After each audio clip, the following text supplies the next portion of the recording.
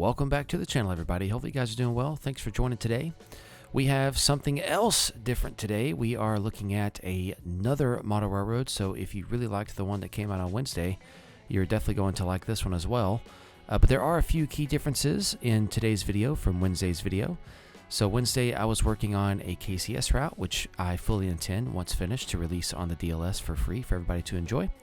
The thing I'm going to do with that is make some really detailed operating materials with JMRI, and I'll probably, it's no probably, I plan to post that on my website once I get that up, and just charge a very reasonable yet small fee for the hundreds of hours of interactive playtime that will give. This route is a part of the JMRI Partner Project, so this is the route that I'm going to use in conjunction with the one that I showed just a little bit in a couple of previous videos. So I figured since I've got to make this route anyways, it might as well go ahead and put a couple videos together where I show kind of the basic layout here. So I'm not going to go build an entire series just on this layout with all the scenery and everything else. I'm really just going to do it probably in 2 videos. If the second one really takes a long time, then I'll move up to 3.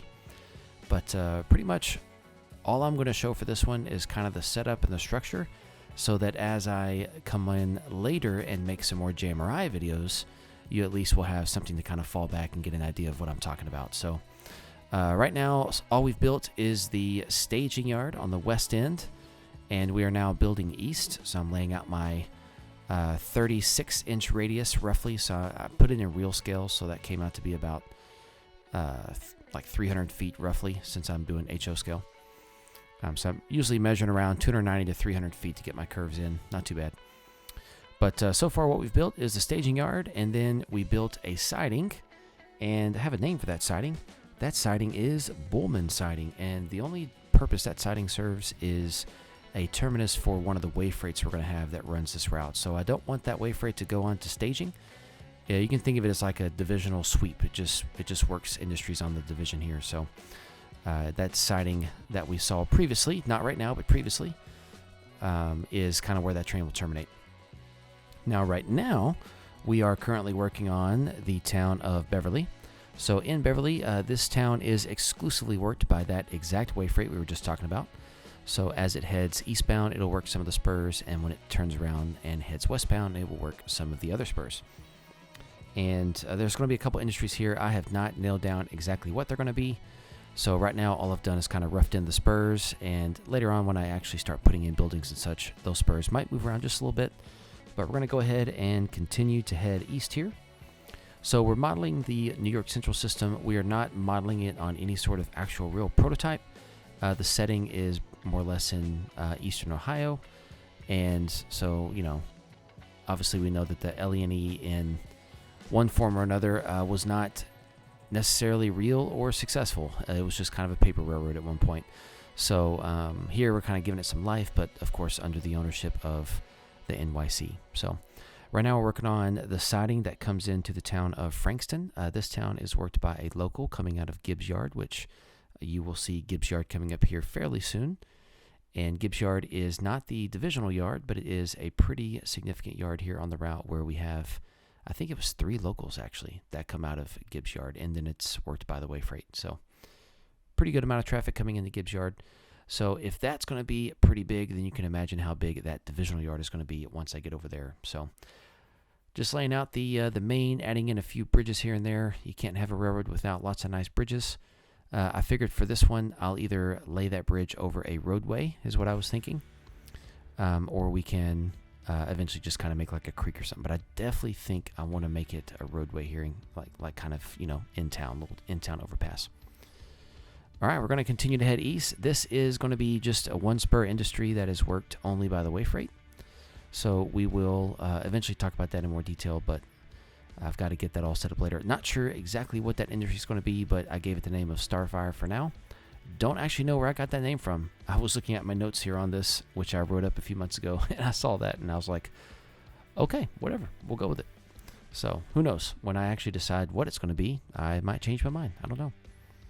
But so far, we've looked at 2 towns. One of them worked by a local, one worked by a way freight. We've looked at one industry worked by a way freight, and then, of course, the siding where the way freight terminates. I am definitely making this a point-to-point route. There will be no through traffic since this one's more or less just for myself. So one of the key differences between this one and the KCS Greenville sub is this one is really just kind of going to be for me to use for the partner project.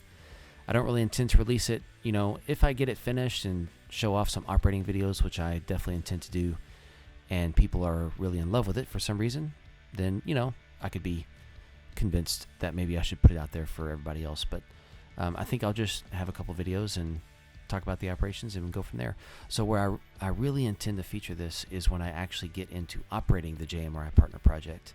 And that's where I really want to have some screen time for this route. And by then it'll be mostly done. So that's the intent, is to get it mostly done before I start showing off some of the operations. Plus I'll need to test those operations to make sure they're actually going to make sense a bit before I start putting them out for everybody else to see. As an example, just with some context, before I started making any videos on the North Texas Beltline, which was my first layout I ever released for anyone, I spent like 80 hours operating it just to make sure everything worked. So a lot of time kind of getting used to it, fine-tuning it, and getting a feel for everything. So here we are in Gibbs finally. So Gibbs is going to have a siding, which is going to be the first track there that's not the main. And then it's going to have, I think it was 5 yard tracks it came out to be. Yeah, I believe that's correct. We're not going to do a loop track this time since this is literally just a classification yard to kind of split cars up on the different locals they're going to go on. So we're only going to have one switching crew here. We're not going to have a double-sided crew, so there's no real need for a loop track to get from one end to the other.